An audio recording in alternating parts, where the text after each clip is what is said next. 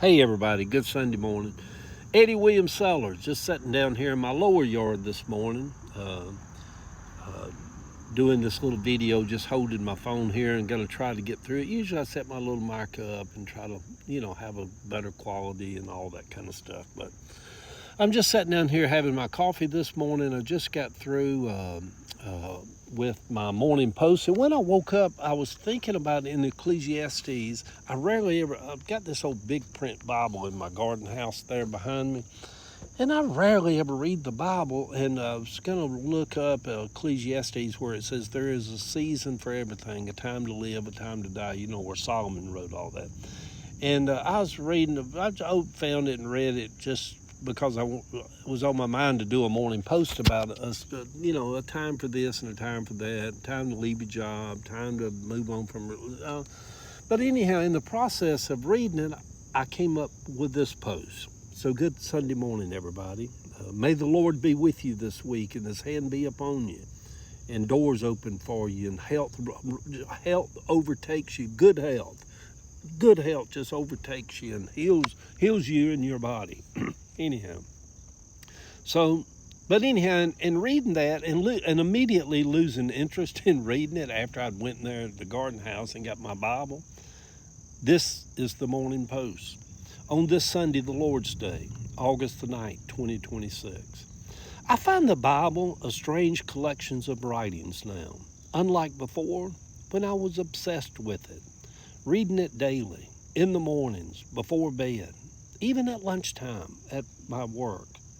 Of course, back then I was preaching 5 or 6 times a week, running revivals, doing radio broadcasts, so I needed to be well read. It may very well be the inspired Word of God. Actually, it is the words of men about their God. But I no longer feel inspired by it. It no longer connects me to God or my current feelings about spirit. I'm not saying that it is a good or bad thing. It is just the reality of where I'm at in life now.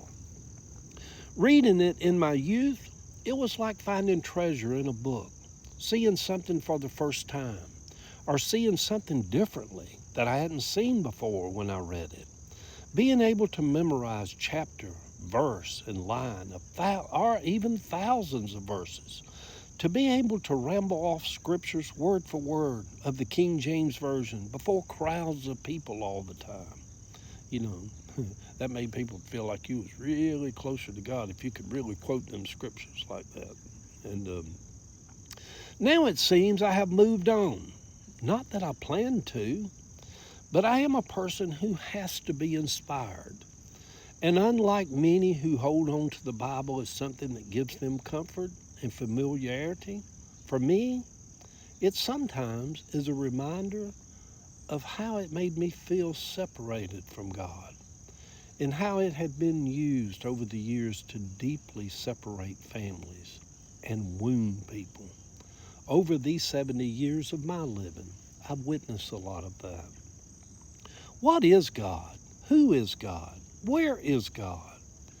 During the first half of my life, I only searched the scriptures for such answers. During this second half of my life, those answers were found in my humanness, not in ancient writings.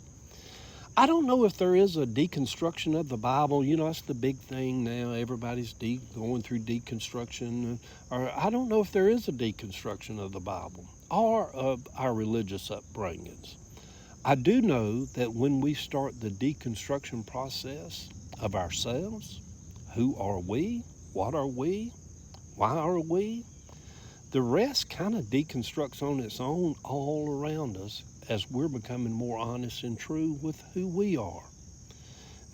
And we are really, we begin to see the world and religions and doctrines through different eyes. Jesus said many would have eyes and see not. I am one of those that choose to see. I think the most powerful way to view God is by first being honest about the possibility that there is no God. That is the beginning of a deeply spiritual walk. Everybody has their own journey. We all have our own search for peace, for happiness. I knew many people over my life, Granny Sellers, Granny Bratcher, Sister Kerr, who found deep peace and comfort in their faith. And their faith was following the ancient writings of Jewish men. I am not one of those people. God had to be bigger for me than that. A God that is limited to a small group of writings from ancient times lost touch with my soul somewhere along the way as a truck goes by. Could I go somewhere this morning and preach a message about Christ as the truck goes by? Could I go somewhere this morning in a little facility or building or a big crowd of people? If I'm going to go somewhere and preach this morning, why not the Civic Center? Could I walk out on stage with the Civic Center this morning with 3,000 people packed in that place and walk up to a microphone with my guitar with just a Hammond organ over on the side, and with my guitar I'll begin to sing, "Oh, what a friend we have in Jesus. All our pains and griefs he'll bear." Could I do that? Yes, I could do that this morning. Because I would lean upon Spirit in that moment. Let me find my place right here, because I done got myself preaching on the Civic Center stage. Now I'm all excited. I'm wired up. I'm ready to go. Move. Let me come out on stage. But if I did preach this morning at the Civic Center, it would be about things that mattered today. In this country at the moment, things that's going on. Things that's going on in Georgia this morning, in Atlanta this morning, current things, modern things. I would not be back on the dusty trails of the roads of Jerusalem, and I would get Jesus down off of that donkey. God to me, at this moment in my life, is simply mercy, long-suffering, forgiveness, kindness, soft-heartedness, love of our fellow man. I know there may be no God, but I choose to believe that there is. But to me, God is simply the breath of life, all life. That is why I sense the presence of God in the ocean waves. There's life in that ocean out there. There's life in those hills and mountains up there.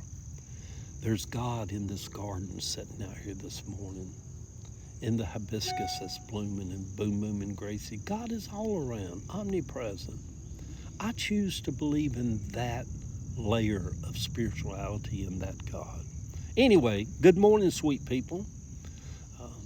A walk with God, any God, is a long and winding road, to borrow an old phrase from a song. There are many treasures along the way to being open-minded on this Sunday, the Lord's Day. Love y'all.